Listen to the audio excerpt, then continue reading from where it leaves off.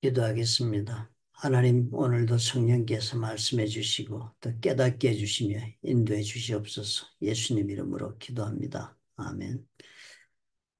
9월 12일 예레미야 5장 12절부터 19절 말씀을 묵상하는 날입니다.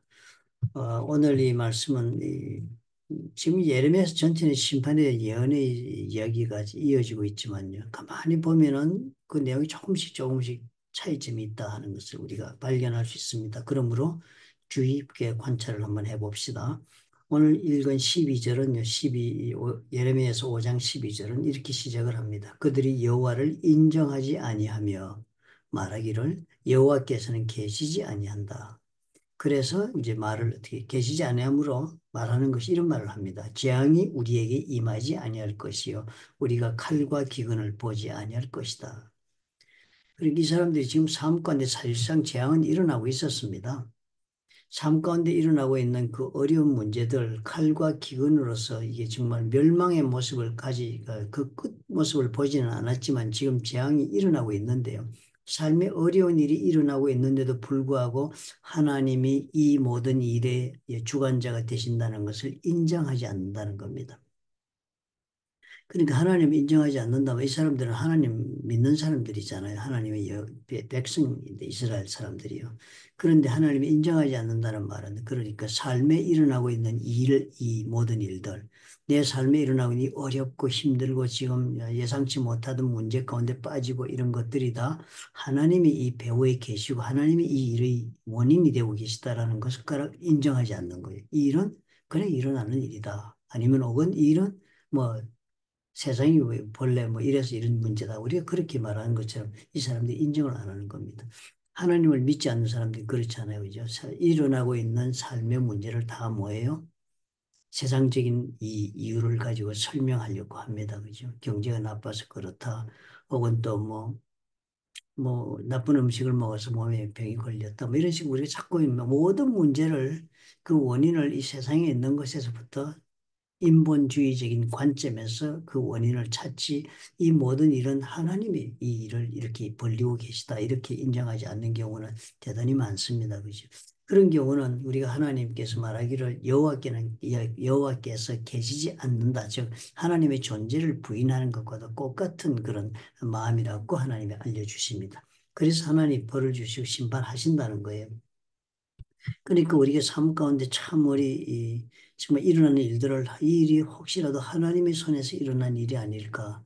이를 통해 하나님이 나에게 주는 메시지가 있지 않는가. 이렇게 보는 이 영적인 깨달음이 대단히 중요해 보입니다. 그러고서 이 사람들의 특징이 뭡니까? 이 사람들은요. 내가 믿는 경관 성이 있는 것입니다. 이 사람이 살고 있는 성이 예루살렘 성이잖아요. 예루살렘 성이 역사적으로 보면 히스기야 왕 때는 뭐 몇 년씩 그렇게 포위되어 있었지만 성이 함락되지도 않았습니다. 그리고 또 여호사밧 때는 하나님께서 정말 성이 아람 군대가 포위하고 있으니까 여호사밧 찬양대를 앞세워 가지고 그냥 적군을 무찌르고 이렇게 하면서 예루살렘 성이 함락되지 않도록 하나님이 지켜주셨습니다. 그런데 이 사람들은 그 경관성, 자기 성들은 결코 무너지지 않는다는 그런 믿음을 가지고 있는 거예요. 하나님이 해주신 것임에도 불구하고 그것이 하나님과는 전혀 별개로 자기들은 이때까지 경험상 파괴되지 않고 무너지지 않았으니까 앞으로도 무너지지 않는다는 믿음을 가지고 있고 의지하고 있는 것입니다. 그런데 하나님이 그것을 칼로 파멸해 버리겠다. 하나님을 인정하지 않는 삶이니까 그런 삶을 사니까 결국은 그 사람이 의지하고 있는 그 마지막 삶의 보루까지도 하나님이 무너지게 만들어 버린다는 것입니다. 우리 삶 가운데도 하나님이 이렇게 역사하신답니다. 그렇죠?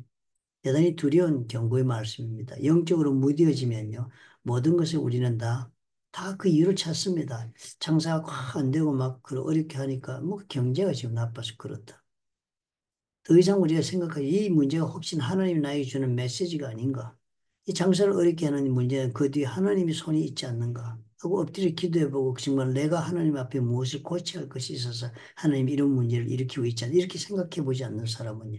하나님 어떻게 말씀하십니까? 네가 믿고 있는 경관성을 내가 파멸하겠다.